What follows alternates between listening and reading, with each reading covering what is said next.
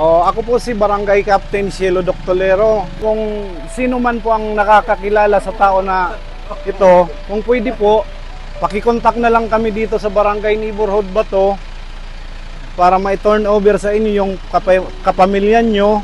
Number ko po is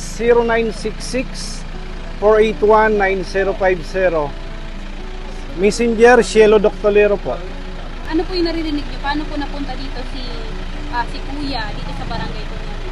Basta po nadatnan po namin, palakad-lakad siya, tapos dito na siya nag-stay. Almost 5 nights na siguro siya dito. Kasi yung 13 pa yan napunta dito.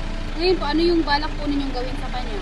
Ngayon pong umaga, naka-schedule siya na dalhin sa Kadlan para mabigyan ng gamot. Hinihintay na lang namin yung ambulance. Paano po napunta sa ganung desisyon, Kapitan, na kontakin niyo na po yung MSWD, dalhin na po siya sa Kadlan?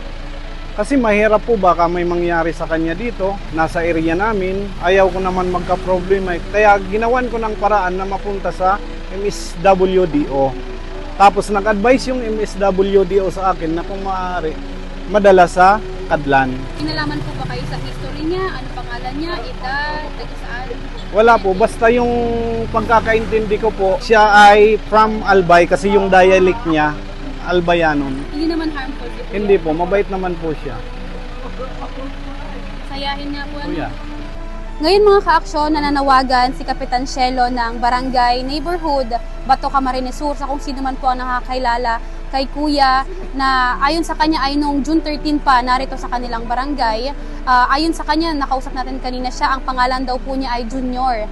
Taga Maramba, Uwas, Albay daw po siya at 10 silang magkakapatid at bunso siya sa magkakapatid na ito. Ngayon mga ka-aksyon, ayon naman kay Kapitan, hindi naman daw po nananakit itong si Kuya Junior, pero para sa kapakanan niya ay dadalhin ito sa Kadlan. At ayon kay Kapitan Cielo, pwede niyo siyang makontak, ilalagay namin yung kanyang number dito sa post na ito para makontak niyo siya sakaling kayo man ay kamag-anak o kakilala niyo si Kuya Junior.